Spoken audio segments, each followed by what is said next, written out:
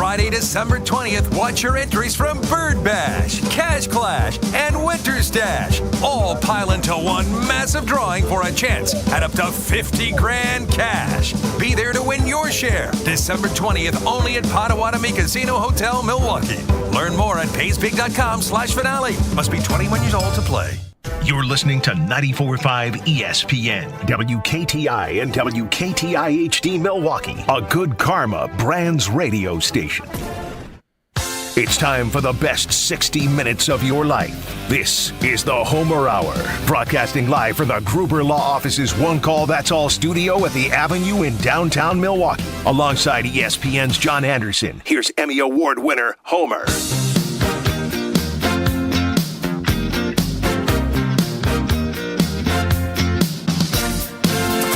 The best 60 minutes.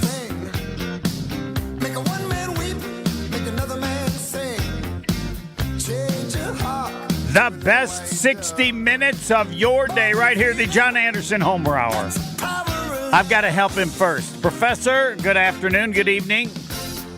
How are you, brother? I want to let you know that I attended the University of Wisconsin, and I remember the first time someone told me that they were majoring in ag econ. And I go, what? And they go, well, he's on the football team. So I never knew what ag econ was, but I knew what it was.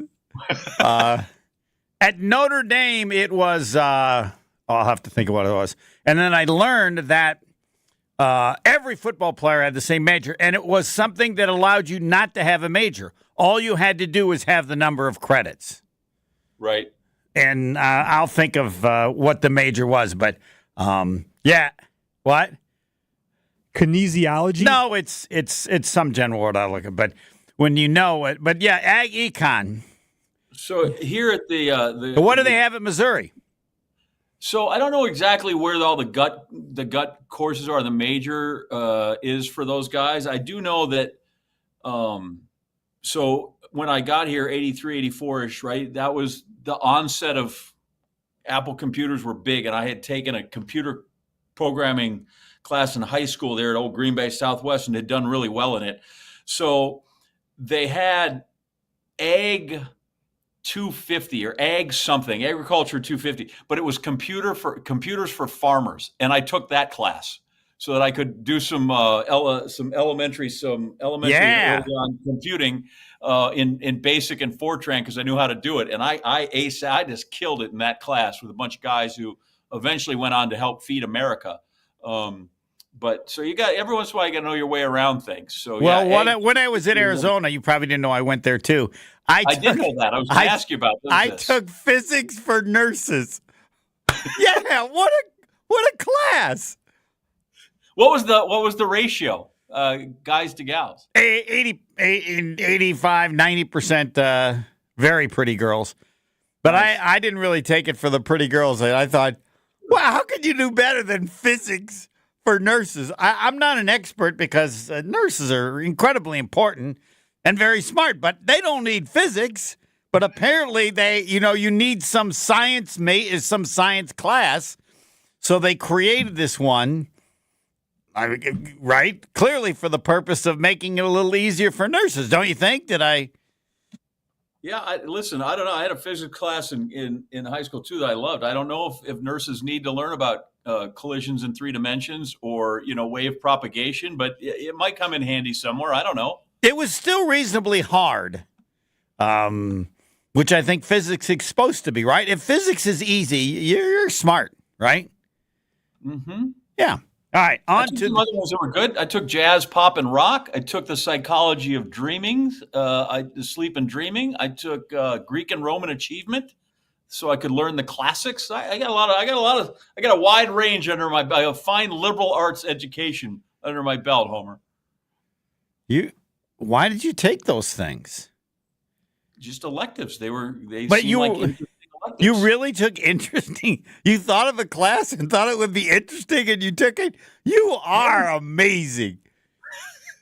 No, the only standard was, what's the easiest one to take? I'm only taking it because I have to, right? No, I don't know. Wow. And I also took accounting 1 because I knew I could do well in that because it was math.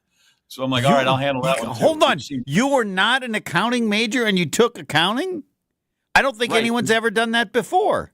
I think I still might be the first journalism You should have been major taking ever. marketing, or what do we want to go through the easy business classes? Marketing, communicate. Well, you couldn't do communications. I liked what you explained at Missouri. Please tell people, because this is important, and there's a pride at Missouri that I'm not sure everybody realizes in terms of the journalism school.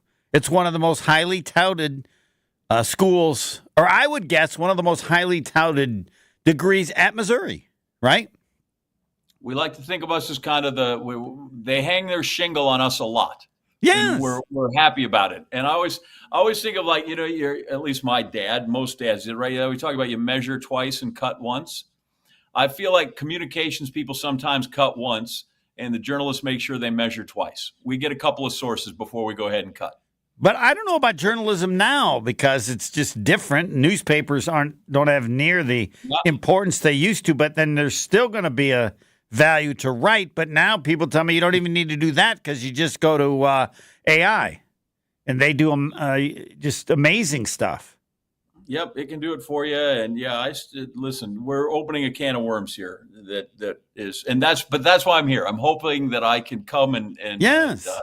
Make there's still value with that. I shouldn't say that. There's still value that here on this campus where I will be working, and I'm glad that I get to contribute to that and hopefully help reinforce the importance of all those things. Well, I'm sure you will, and you might want to tell them all the different electives that you took, because that is, I think you should put that up on your Wikipedia page. That speaks to your the standards that you have set individually.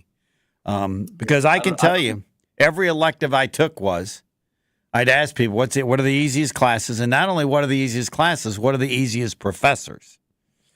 Well, I think jazz, pop, and rock was taken with the idea that would not be too strenuous. Yeah, you get to those.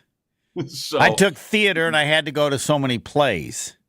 You did not actually have to participate. No. It was at the very end. I needed like 2 more credit hours. Again, what's the easiest? Well, this one, you just have to go to some place. Japanese play, like, I don't know there's a certain name for a Japanese style. That was the worst. But anyway, enough on that. I always feel like I got to lead with, even if you say nothing, like what's in your head, because I don't know if it's going to be sugar or salt that you want to say. And if you say nothing, that's fine. We'll get there, but I don't want to leave out the opportunity. Well, what's on my mind right now, I don't know, is the lead material. That's okay. You get a pass on that. So I think at some point before the show ends, we should discuss that. I can't wait to get to Madison this weekend for the NCAA Cross Country Championships, which are fantastic, and being held there for, I think, the 3rd time. So that's worth a few minutes when we get a chance. Are they all foreign runners that win, or do we have some really good Americans that could be the Americans? It's been a long time since an American has won back-to-back, but the defending champ is an American. From Harvard, Graham Blanks. What? Went to the Olympics. First Ivy League winner ever. Yeah, I would think so. So, and I don't know what he's taking in his course schedule. Is he American or not? Yeah. I mean, he's at Harvard. Wow. And the defending women's champ, who is not back, but she's an American. Well, the last 2 winners have been American. A gal named Parker Valby, and before that, a gal named Caitlin Toohey. So they were, So there is a lot of foreign runners, but I feel bad because I think when people think of foreign runners, they think of the East Africans, and there are a lot of those. But there's just as many in this particular race. There are some great runners, but they are Canadian. But because they run by, and you're like, okay, it's harder to spy a Canadian and tell them from the East Africans. Every go, oh, look at that, and it's the gal that could win is probably going to be Canadian. And there's a couple other dudes that run well that are Canadian on that side as well. So, by the way, at Notre Dame, the Badgers. The last couple of great Badger runners were both from Australia. So Badgers have a great history. I haven't followed as closely, but they were often from Wisconsin, some of the stars. By the way, at Notre Dame, it's they have a degree in arts and letters. That's what they call it. College of Arts and Letters. It sounds great. If you're a man of arts and letters, it sounds like Ron Burgundy. You have books, right?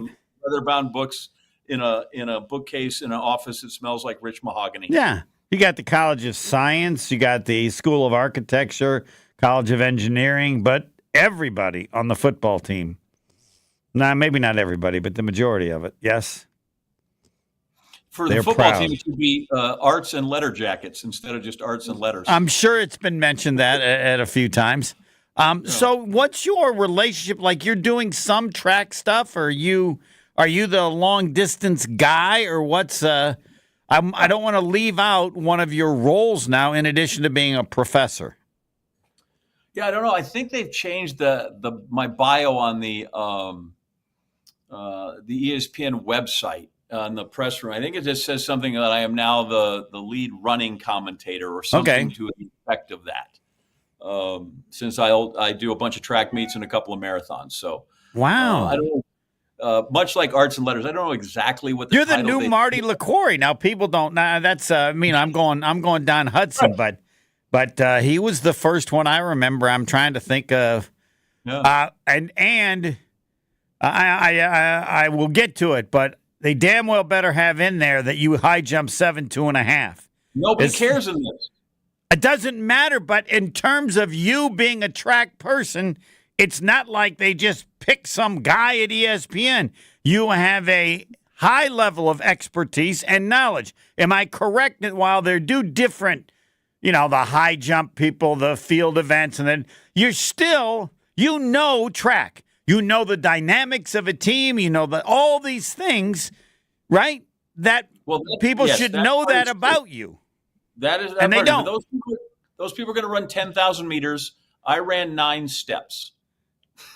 Right, but you knew those. You were around them. They're all part of a team. You know the kind of group that's in there, and track is, to me, track always seemed like the weirdest team sport ever. I mean, there's this combination. Football has a variety of sizes, but track is crazy. You have some people that are running these 10,000 meters, and then you have another person who could lift that person fit 25 times if they wanted to. Correct. There's nothing the same about running 10,000 meters and throwing a hammer or throwing the discus. They all determine the champ, the team champion. I tell people all the time, if you go to a basketball game, everybody plays basketball. Yep. And if you go to a football game, everyone is playing football. Mm-hmm. And if you go to track meet, you're like, why is that guy throwing a spear? And why is another guy jumping over hurdles as fast as he can? And why is they're widely different. When I used to do it, I would say, if you want to know what a track team is, go somewhere like a Walmart and pick out the widest range of 20 people.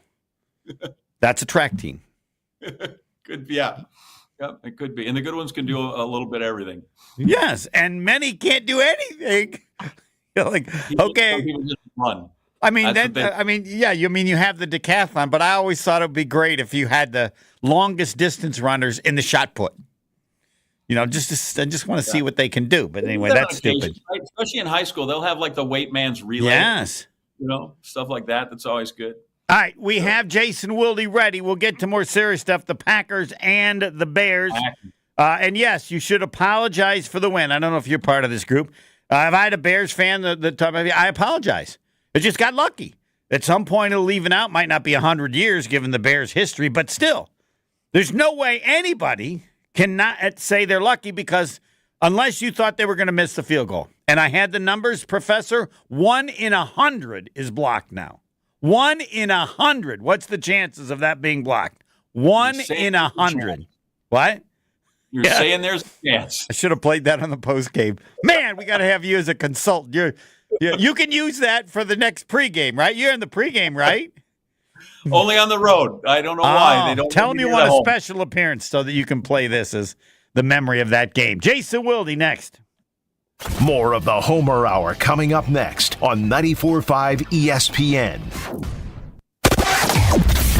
Still a heavy ride along 41 southbound from before Appleton Avenue all the way down past Capitol Drive. Back on the brakes from about North Avenue all the way down through the Marquette. There is the right lane blocked right at Greenfield Avenue on 894 southbound with a broken down vehicle. So watch out for that. We've got eastbound 94 slowing down from Waukesha County all the way into the zoo. Back on the brakes from 84th Street through the Stadium interchange to 35th Street. Westbound's backed up as well from 13th Street out to about Mitchell Boulevard.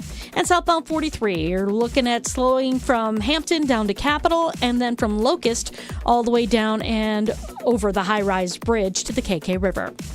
And check the TMJ4 Storm Team forecast. Tonight, partly to mostly cloudy, cooler, a low of 41. Tomorrow, mostly cloudy, breezy, a chance for afternoon rain or snow showers, a high of 46. From the WTMJ Traffic Center, I'm Debbie Lazaga on 94.5 ESPN. On this show, it's always football season. And your argument was that the coaches wanted him to return it. Yeah, I think and he very clearly said no. They wanted him to take it to the house. Wilde and Tausch, presented by Pella Windows and Doors of Wisconsin. Also sponsored by American Family Insurance.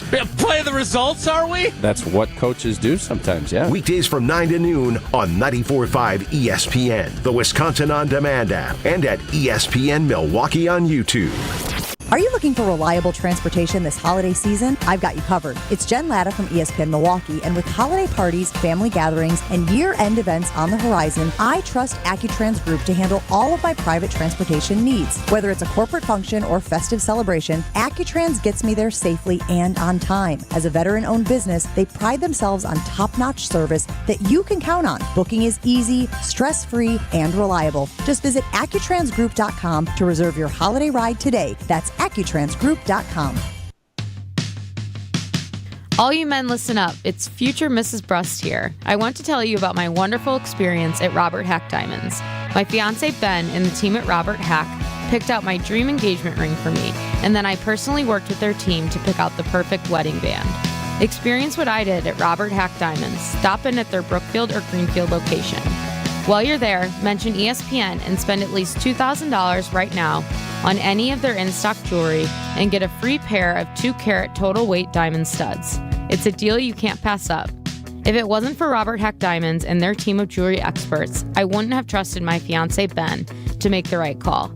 View what they have in stores online at roberthackdiamonds.com and get free diamond stud earrings.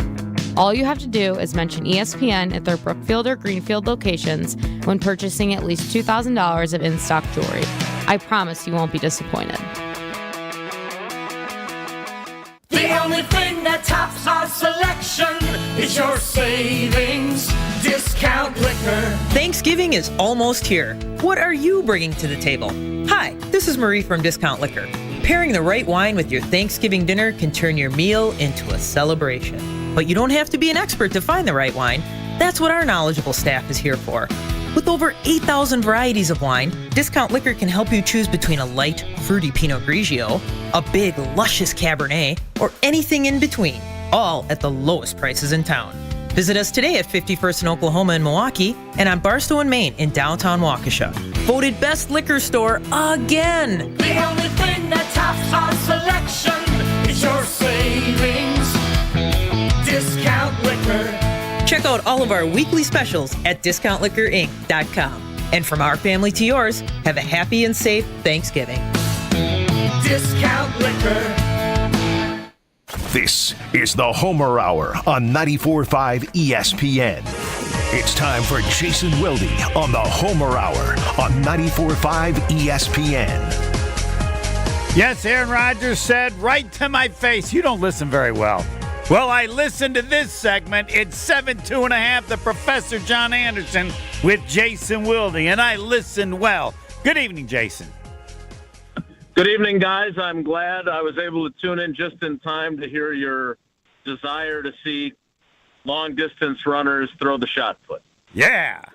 I admire wrestlers the most, and I admire track people the second most because I competed in both and was horrible.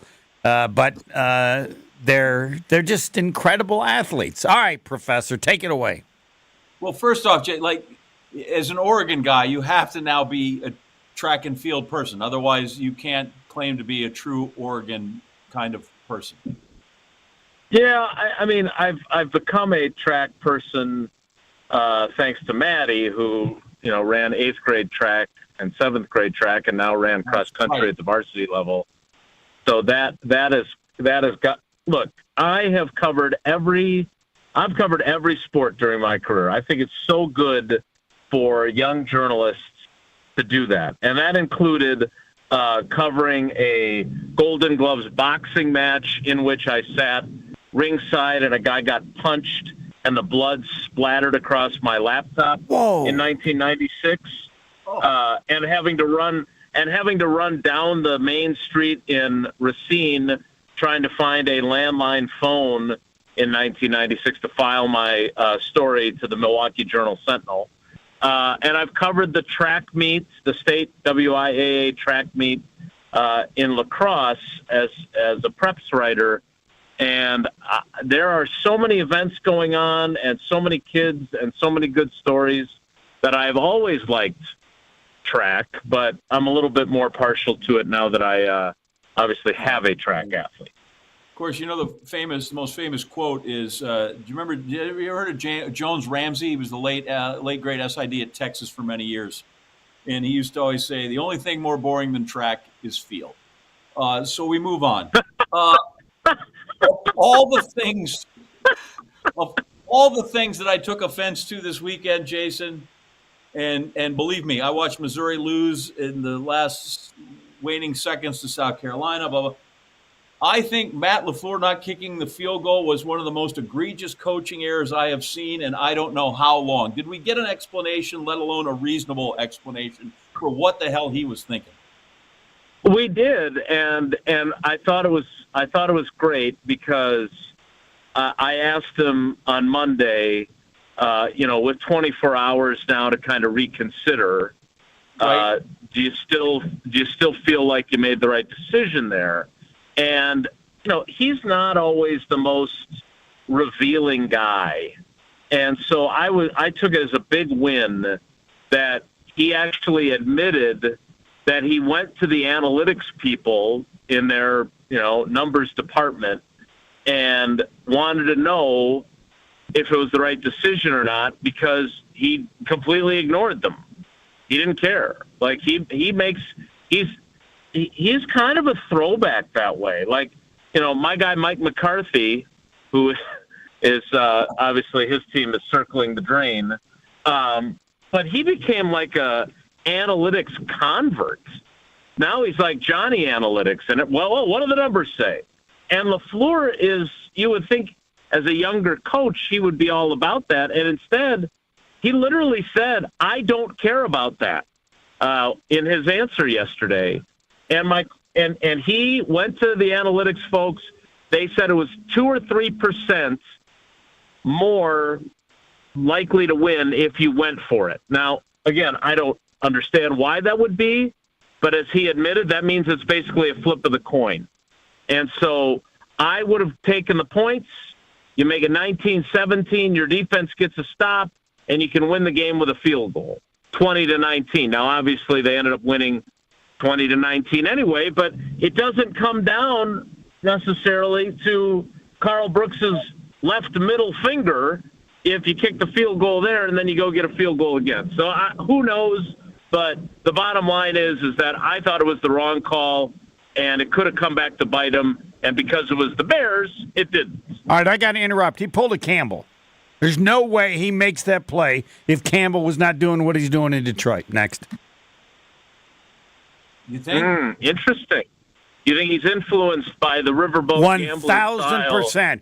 We're as tough as they are. I'm as tough as he is. Watch this. Because it made no sense. I hadn't thought in those terms. You bring up an interesting point, which I don't always feel like I can say to you. Back to the professor, please. Listen, I'm all down with some analytics. I think there are times they are great. I always look at baseball advanced metrics, and I'm like, I get that works if you're trying to figure out who guy 18 to 23 on your roster is, but the best guy, like Robin Yount's analytics, pick one, he's still going to always be the best Brewer because he was the best Brewer. It was just mystifying to me, the entire thing of how that went. what I can't figure out is, and I don't know, as you watch that, like the offense didn't play terrible. They did everything I think they were supposed to do, other than you have a pick and you have a boneheaded coaching move, which ordinarily you can survive, except when you only have essentially 6 possessions. And all of a sudden now you mucked up a third of your game. And what happened, right? Otherwise, if that all happens and they have 10 possessions, I don't think anybody thinks anything of either of those two deals. I don't know. No, you're right, and that's why the game is really on the defense, right? I mean, look, they lost the time of possession battle 37-23. And by the way, the Bears didn't have a ton of possessions either. They just kept the ball a hell of a lot longer on them, right? I mean, look, the Bears, this stat, and I brought this up a few times now because I just think it's so mind-boggling. The Bears were so bad on third down coming in. They were 6 of 40 on third downs during their 3-game losing streak. 6 of 40. That's 15%. And against the Packers, not only were they 9 of 16 on third down, but 3 of the times that they got stopped on third down, they picked it up on fourth down. Did it again. Right, and they got it. And so you're talking about in 16 situations where you could have gotten off the field. Yeah, you stopped them on 7 of the third downs, but 3 more got converted. So now we're looking at basically 12 of 16. That's 75%. That's horrible against a team that was struggling. And so, and I'm not a Hafley disciple per se, but I am definitely a believer that he is an upgrade. But his group, they knew, rightly so, that they were going to see the ball get out of Caleb Williams' hands more quickly than previously, right? Because they knew after the last guy got fired following a game in which his quarterback got sacked 9 times at Rooney's office, they weren't going to have him hold on to the football. But the fact that they were not ready, and Kenny Clark admitted it after the game, they had not planned for him to run on either designed runs or pull it down and run runs the way he did. And that caught them by surprise, which it's surprising to me that was so surprising. So, look, they didn't play well. Go ahead, John. Sorry, I'm rambling. That's the thing he does best so far, is that. You're right.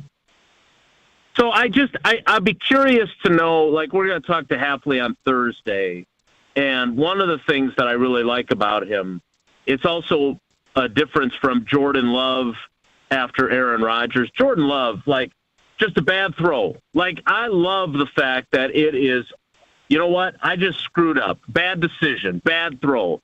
And Hafley's the same way, whereas Joe Barry was not.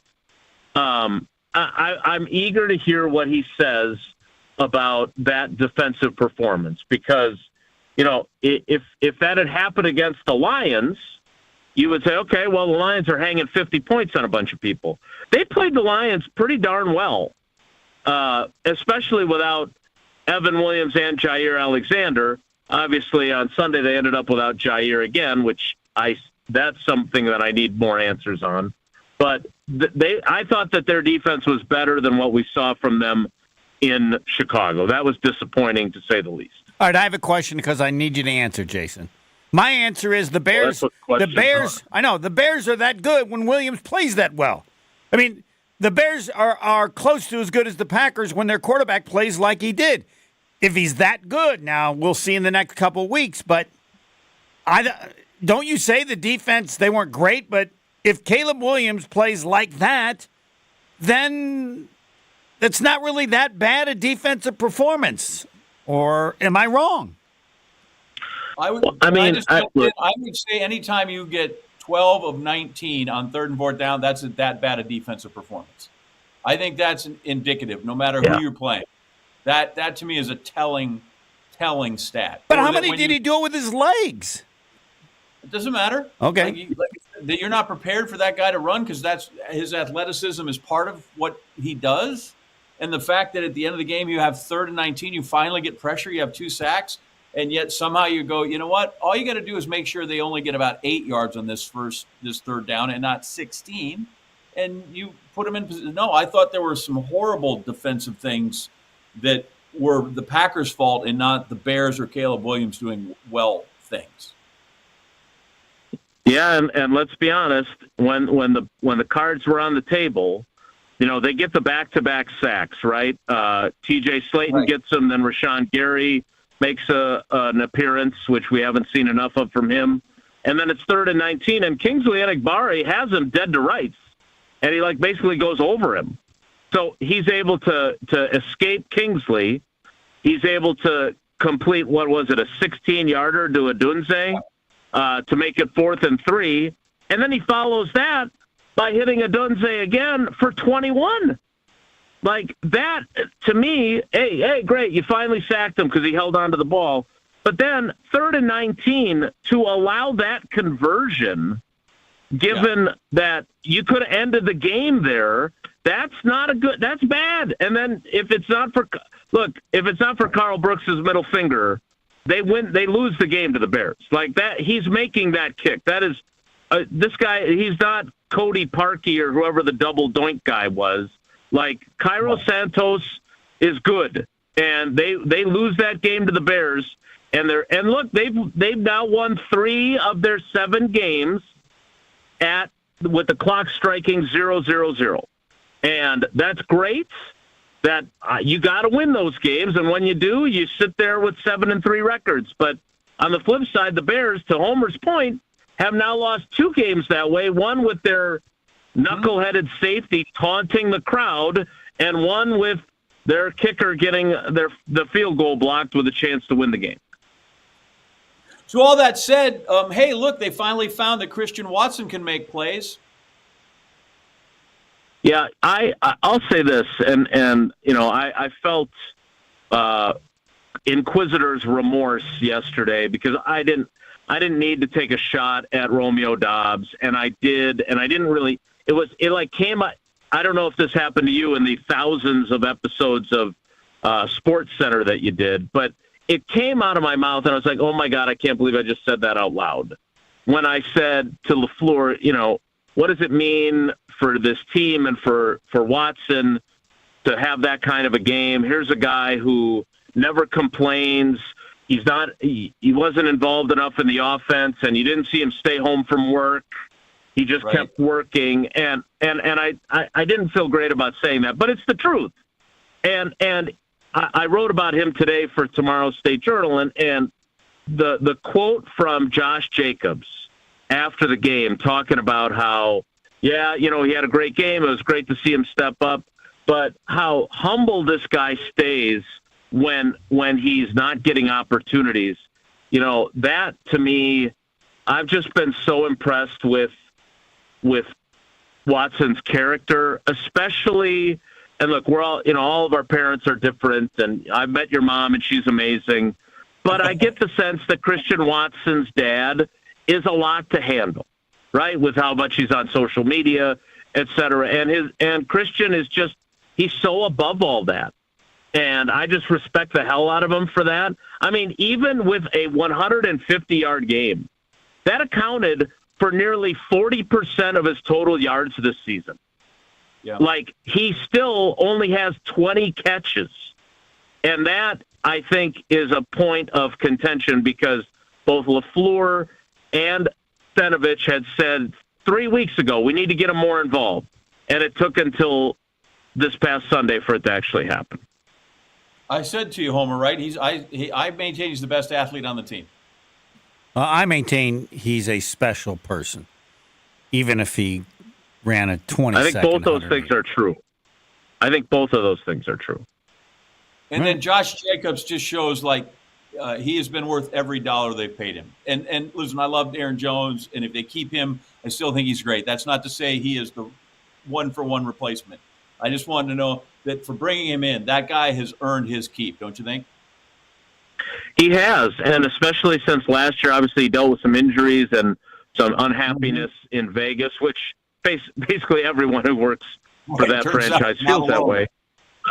But he has as an Aaron Jones supporter myself, and as someone who for about 45 minutes, along with Tausch, had the mistaken impression in March that they would have both those guys on this team, he has been everything and then some. And again, going back to kind of what we're talking about character-wise, like he has been like, this is a guy who in Jacobs who has forced Marshawn Lloyd, even when he was on IR, to ride to practice with him every day so they could talk and he could support him and give him tidbits of information that could help him. And as the locker room neighbor to Edger and Cooper, is always talking to Cooper about, all right, as a running back, here's what I'm trying to do to you. Here's what you got to be ready for. Like, there's a reason why the guy was a captain with the Raiders. Him and McKinney were captains with their previous teams, come in as first-time Packers, and both have been outstanding in that department. And I don't throw the word outstanding around very easily with leadership, because I think there are some phony leaders that say good stuff to the media but don't engage with their teammates enough. These guys are both top-notch in that department, and so is Watson. Thanks, Jason. Got to go. All right, guys, take care. Be good. Jason Wilde, all Packers all the time. Yeah, if Aaron Rodgers was listening, he'd say, damn, Homer, you actually listened decently that time. Yep. It depends how good. Can I ask what you were doing that he told you were not listening well? He said something, and I didn't respond in the appropriate manner, and he just assumed I must not be listening, as if I wouldn't think that. I will tell you about a not listening comment when we come back. Yeah, the professor, 7-2.5. Next. The Homer Hour is back after this on 94.5 ESPN. Well, we got some backups for sure. First of all, on 41 southbound, right about at North Avenue, we've got a broken down vehicle on the left shoulder, kind of in a weird spot. So you got that pocket of heavy traffic right past North Avenue. Then we've also got an issue on 894 southbound, broken down vehicle there just past Greenfield Avenue. That's got the right lane blocked, so it's backing things up through the zoo interchange. Eastbound is slowing down from the Waukesha County line through the zoo on 94, and then backups again from 84th Street to 35th. Westbound, a heavy ride from 13th Street all the way to Hawley Road. And then southbound 43, we've got backups from Hampton Avenue to Capitol, and then North Avenue down through the Marquette and over the high-rise bridge all the way down to the KK River. And checking the TMJ4 Storm Team forecast. Tonight, partly to mostly cloudy, cooler, a low of 41. Tomorrow, mostly cloudy, breezy, a chance for an afternoon rain or snow shower with a high of 46. From the WTMJ Traffic Center, I'm Debbie Lazaga on 94.5 ESPN. Keep the elements out of your home with Pella Windows and Doors of Wisconsin. We had howling wind coming through. The rooms were freezing. We were very apprehensive about changing them because we were worried about losing the charm of the home. We went with Pella because we knew that they had an amazing reputation. We knew that they were going to have the windows that would look like they'd been there forever, but with all the functionality that a window should have. Order from Pella today and get no interest and no payments for 12 months. Visit PellaWI.com. Certain restrictions apply. Ends 11/30/2024. They say seeing is believing, and when you see what's inside at American Place Casino, you better believe you're gonna love it. Because when it comes to amazing gaming, we're a real game changer. With the most exciting of table games like blackjack, craps, and roulette, the newest slots, a sportsbook, restaurants, bars, and more. So if you're ready for excitement, we'll see you soon. American Place Casino. Change the game. Must be 21 years of age or older. If you or someone you know has a gambling problem, crisis counseling and referral services can be accessed by calling 1-800-GAMBLER, 1-800-426-2537. Elevate your game day gear or any outfit with official merchandise from the Milwaukee Bucks Pro Shop. From authentic jerseys to exclusive apparel and accessories, the Bucks Pro Shop has everything you need to showcase your fandom wherever you go. Cheer the Deer to victory with authentic Milwaukee Bucks items. Visit us at the Bucks Pro Shop at Fiserv Forum or Bayshore Mall, or shop online at shop.bucks.com. Let's get the latest from Lambeau. This is your Green and Gold Fix on 94.5 ESPN. Brought to you by Z-Bart of Greater Milwaukee. Want that mirror finish on your car? You need Z-Gloss by Z-Bart. Z-Gloss is a 3-layer ceramic coating that not only gives your car that mirror finish, it protects it from everything that Mother Nature can throw at it. Visit zbart.com for more information. The Green Bay Packers leave Chicago with a 20-19 victory in Week 11, thanks to Carl Brooks blocking a potential game-winning Bears field goal, a game in which the Packers spend most of the time being outplayed. But as head coach Matt LaFleur knows, I mean, it's one game, so I'm not worried about what's happened in the past. It's one game. It's great to come away with a win when you don't feel like you necessarily played your best. Jordan Love just 13 of 17 and another interception in the red zone. The Packers welcome 5-5 San Francisco to Green Bay on Sunday for a 3:25 kick. This has been your Green and Gold Fix on 94.5 ESPN. Brought to you by Z-Bart of Greater Milwaukee. When the power goes out, your life is disrupted. Heat, air conditioning, refrigeration, phones, all gone. Be prepared for the next outage with a Generac home standby generator. After sensing a power outage, a Generac generator automatically restores your home's power, whether you're home or away. Power your life with a generator from Adams, Wisconsin's #1 rated Generac dealer. Adams provides sales, installation, maintenance, and 24/7 service from all locations. Learn why Adams is your best choice in providing power peace of mind. Visit adamspower.com today. You're listening to the Homer Hour on 94.5 ESPN.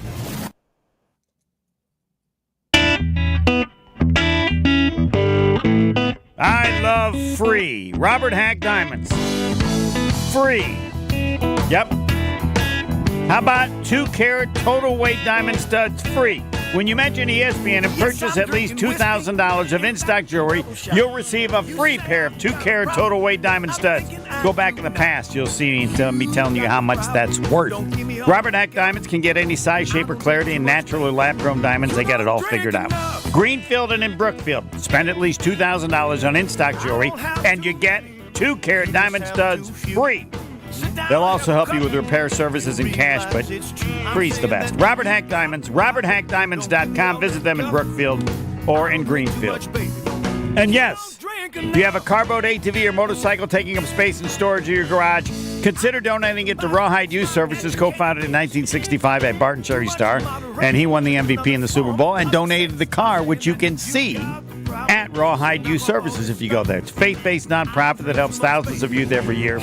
Many right here in Milwaukee overcome trauma, suicidal thoughts, and live better lives. They need vehicle donation. And you know what? You can not only donate their vehicle, you can buy a vehicle because these people are experts. They go on eBay, all the cars they get, and then put them on eBay, people buy them. So you can take advantage and help Rawhide Youth Services by either giving them a car or buying one of their cars. Rawhide.org/donate and learn how you can help today.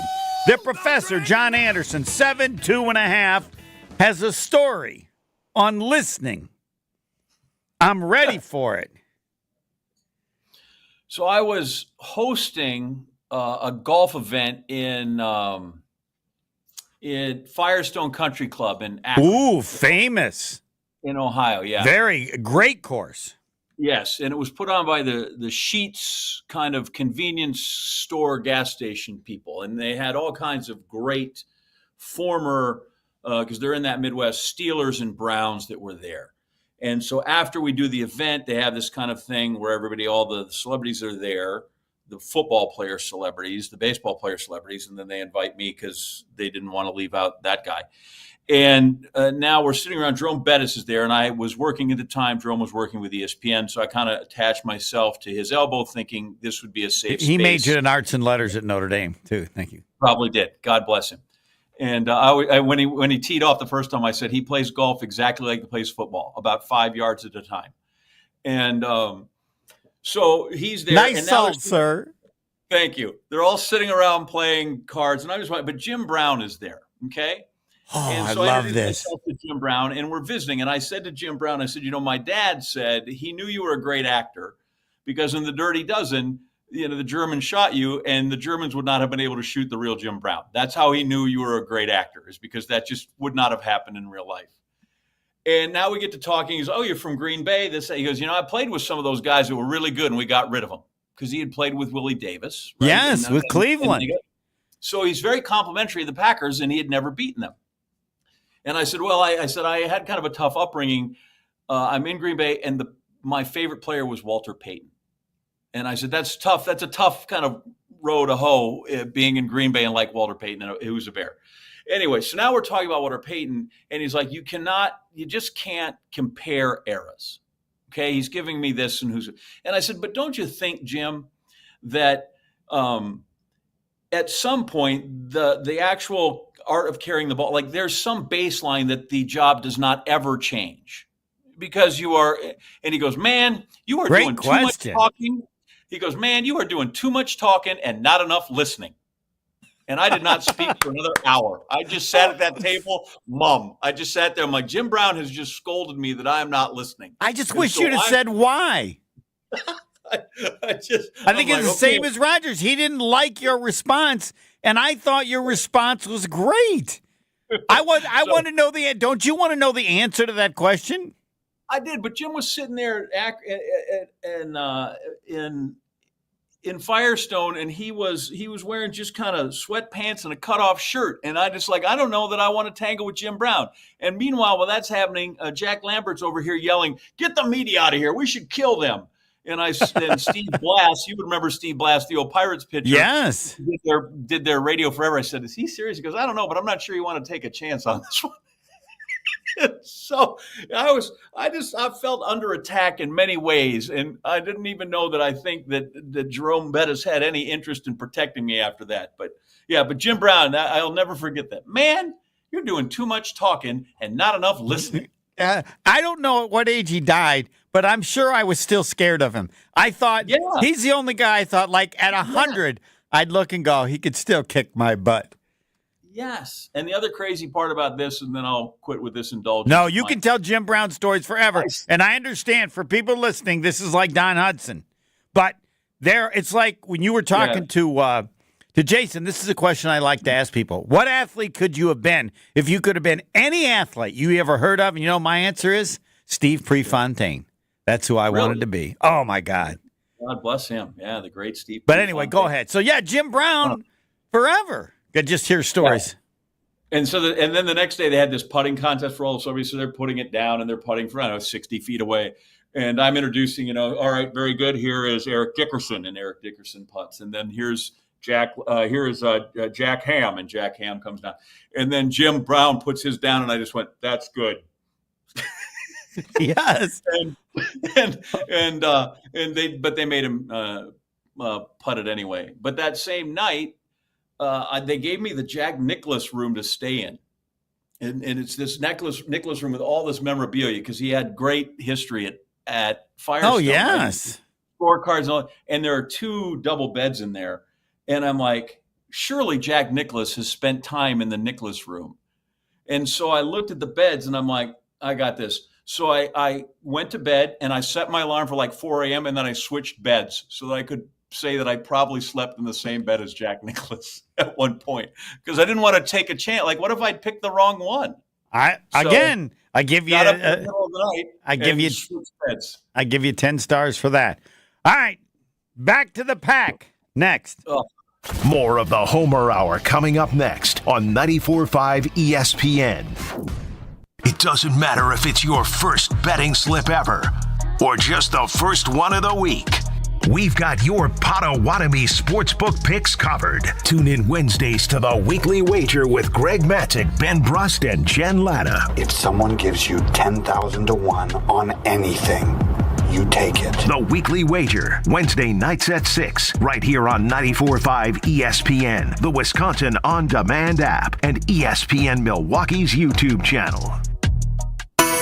The holiday season officially begins at your local Milwaukee Metro Region Cunis Auto Group dealerships with our exclusive Black Friday all-month-long sales event. Huge Black Friday all-month-long savings and discounts on America's best-selling brands from both Buick and GMC at nearby Cunis locations in Oak Creek and Greenfield. All remaining new 2024 vehicles are now Black Friday all-month-long blowout price. Cunis has the area's biggest selection of pre-owned cars, trucks, and SUVs with many Black Friday all-month-long priced below $5,000. and payments as low as $149 per month. Additionally, with any new or pre-owned purchase in November, you'll get our exclusive No Fear lifetime warranty at absolutely no extra charge. Plus, we're paying above top Kelley Blue Book values on all trades in November, no matter the mileage or condition. The holiday season officially begins with exclusive November Black Friday all-month-long savings, only at your nearby Milwaukee Metro Region Cunis Auto Group dealerships. Shop online at CunisBlackFriday.com. Ho, ho, ho! There's a good chance you're on a budget. We all are. But she wants a diamond. You know it, I know it. And Robert Hack Diamonds knows it too, because they offer a huge collection of lab-grown diamonds, and they sell them at crazy prices. How about 2-carat total weight diamond studs for free when you mention ESPN and purchase at $2,000 of in-stock jewelry? You'll receive a free pair of 2-carat total weight diamond studs. Robert Hack Diamonds can get any size, shape, or clarity in natural or lab-grown diamonds. Don't buy until you call Robert Hack Diamonds in Greenfield or in Brookfield. Why overspend when you can save at Robert Hack Diamonds for the same diamond you're looking for? Spend at least $2,000 on in-stock jewelry and you get 2-carat diamond studs free, as long as you mention ESPN. Your visit will be worth it, and she'll think so too. Robert Hack also offers repair services and cash for your old gold. Robert Hack Diamonds, RobertHackDiamonds.com, RobertHackDiamonds.com. Visit them in Brookfield or in Greenfield. The only thing that tops our selection is your savings discount liquor. Thanksgiving is almost here. What are you bringing to the table? Hi, this is Marie from Discount Liquor. Pairing the right wine with your Thanksgiving dinner can turn your meal into a celebration. But you don't have to be an expert to find the right wine. That's what our knowledgeable staff is here for.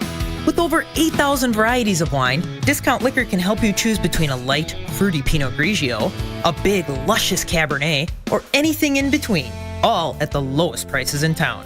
Visit us today at 51st and Oklahoma in Milwaukee and on Barstow and Main in downtown Waukesha. Voted best liquor store again. The only thing that tops our selection is your savings discount liquor.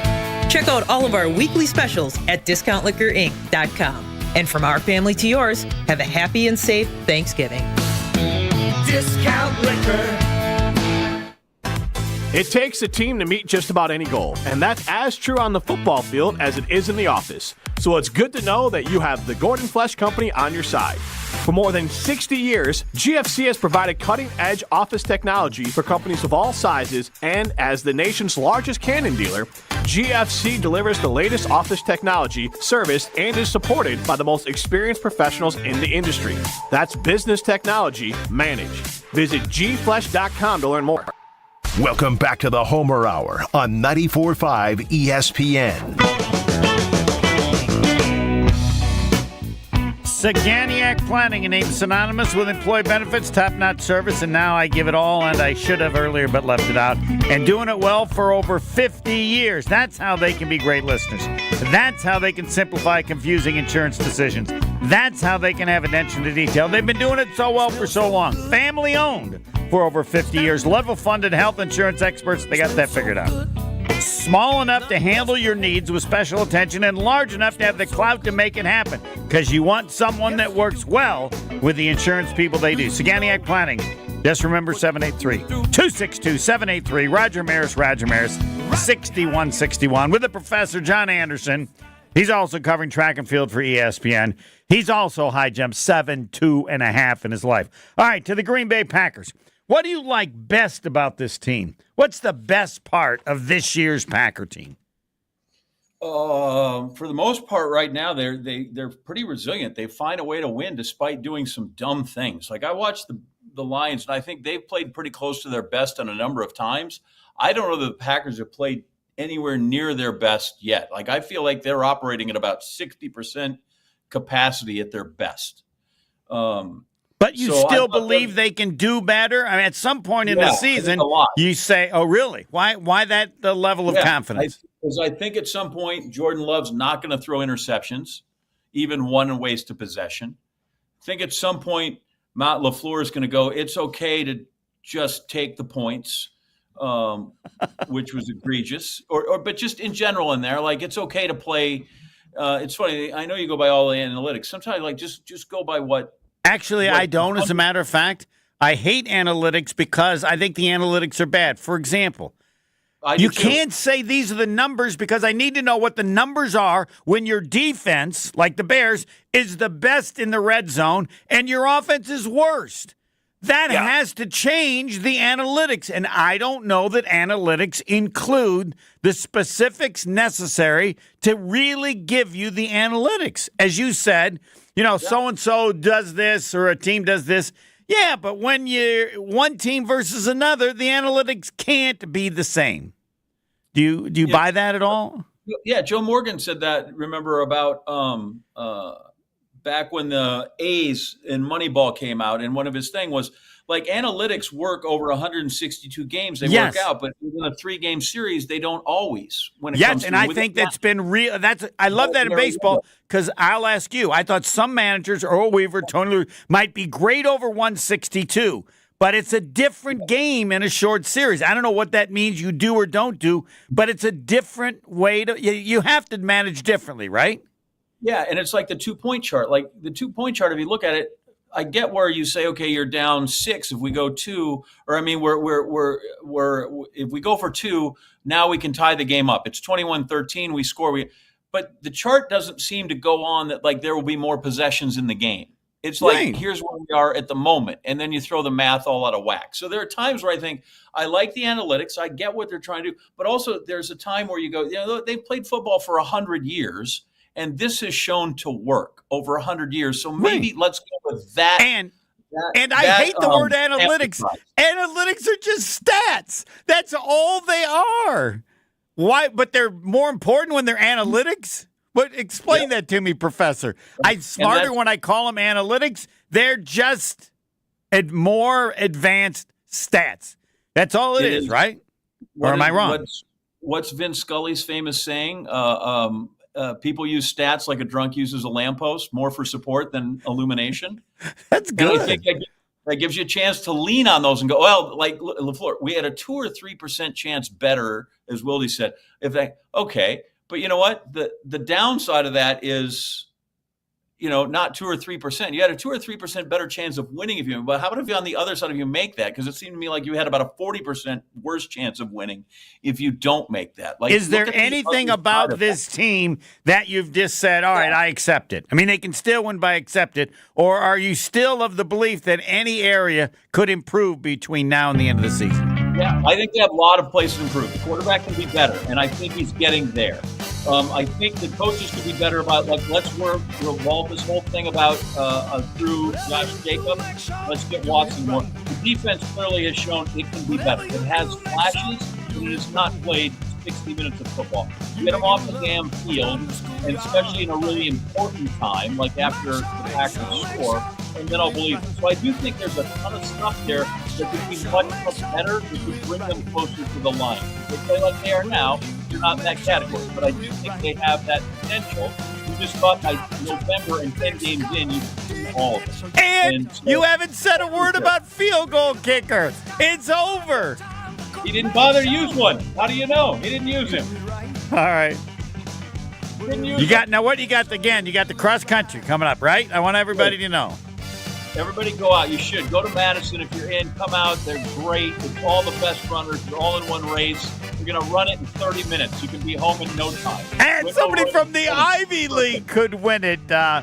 Marquette basketball coming up in an hour. Going national till then. Come on. Nobody from Harvard should win.